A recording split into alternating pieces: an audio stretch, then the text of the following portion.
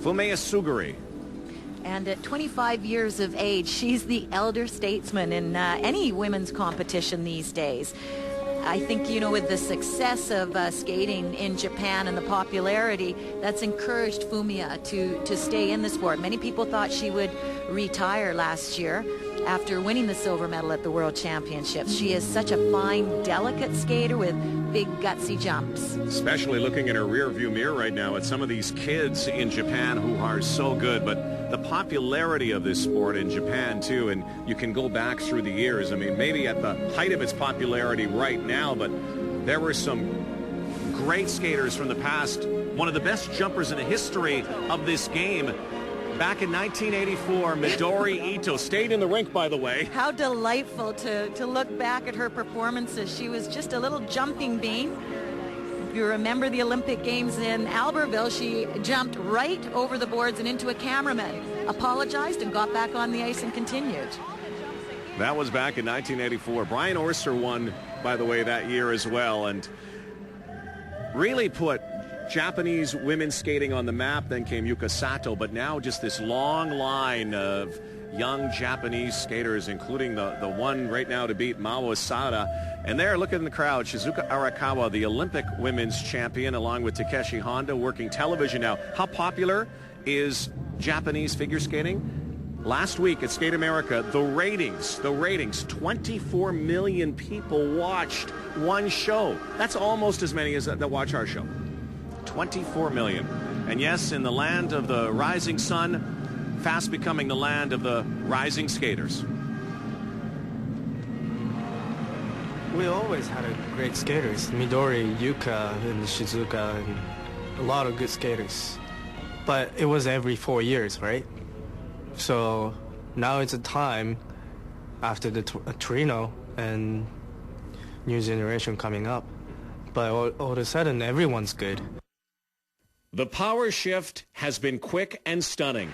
From Russia to the Far East, Japanese figure skating has taken a quantum leap in recent years, and they now own the singles world by a large margin.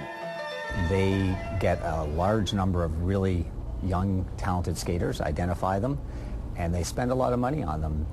We will skate with the public skaters and go through between us other skaters and do the jumping, and that's how we learn jumping, right? And we don't really care where we jump and how we jump. We just have to practice. If someone isn't successful, we always say it's the samurai sword rule. They're gone, and the next one's in.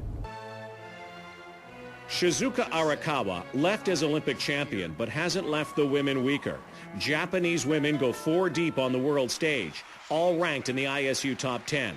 Fumie Suguri was second at last year's Worlds, and Japanese women accounted for half of the top 6 at Skate Canada. On the men's side, Daisuke Takahashi had 5 podium finishes last season. Canadians should be familiar with these stars, as many, like Nobunari Oda, have come to Canada to train, with one stop being the Mariposa Club in Barrie.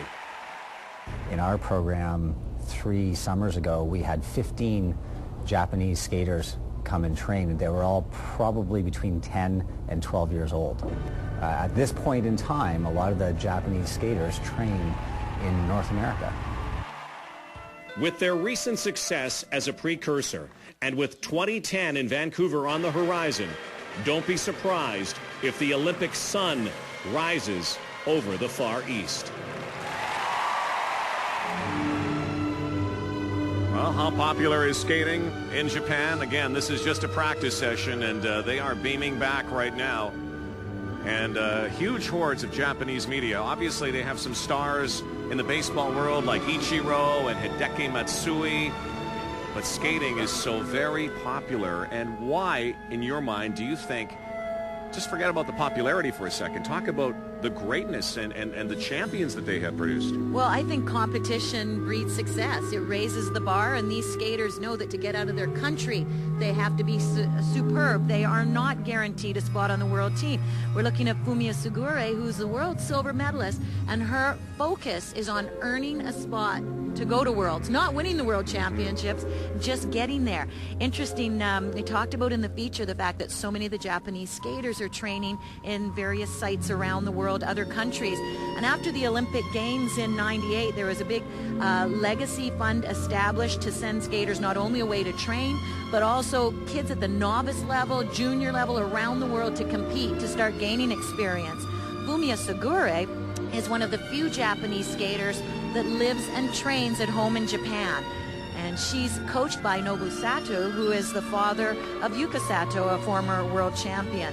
So she stays at home. The problem with training in Japan is the fact that ice time is so limited. She gets 2 sessions a day. There's her coach watching on.